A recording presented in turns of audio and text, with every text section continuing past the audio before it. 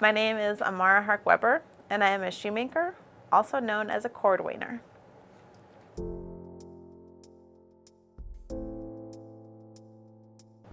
The further along you get into the shoe, the more you have invested in terms of time and in terms of materials. Once you're getting toward the end of that shoe, hey man, you've got 40 hours of work. You probably have a couple of blisters, maybe a cut or two. You know, there's a lot of, leather is expensive, so there's the expense of the actual materials. And so if you slip, it's a really sad moment. And slips happen. I mean, we're humans. Sometimes we just let go, or we misjudge something, or any number of things can happen. Then you gotta start over, or you gotta make it as if, make it invisible. That's part of the process. I don't know why, I'm very good at forgiving myself. I don't get angry. I feel like, okay, well, now I know not to do that again.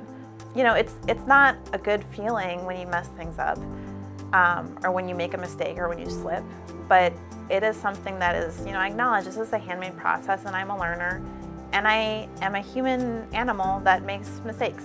So, I don't love it, but it's part of the process. And with every mistake that I do make, then I hopefully won't make that one in the future. So I kind of check that one off the list. It's a lot harder than people think that it is, and it's a lot slower. It's very physically demanding. It's kind of dangerous, there's cuts involved.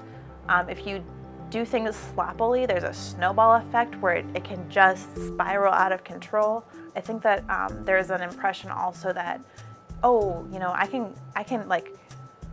can make a dress in a day. You can't make a shoe in a day. You can maybe pattern a shoe in a day if you're learning.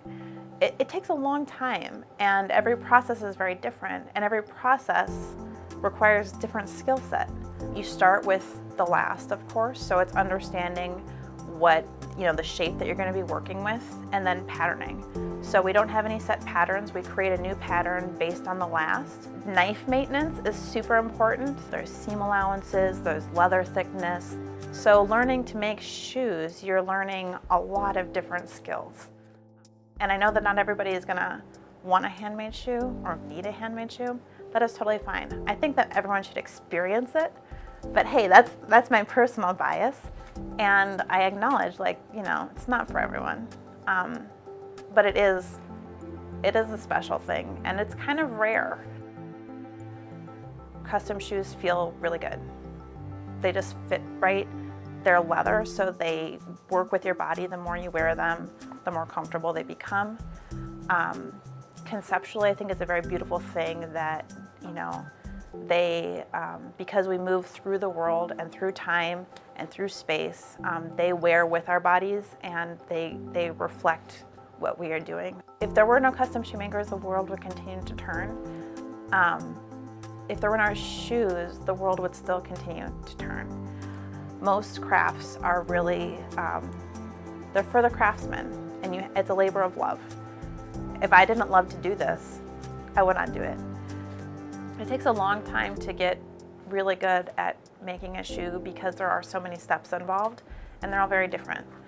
So that's the part that's really exciting, is that it feels like magic, because the more you practice, the better you get.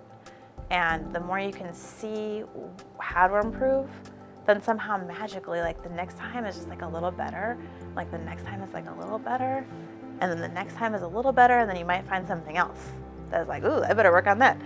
And I like the long learning curve. I mean, it's a lifetime of commitment to one, trade or one craft, and it takes that lifetime. It's not a joke. It takes a long time, and I'm at the beginning part of it, and that's awesome. I feel really good about that, and I'm in it for the long haul.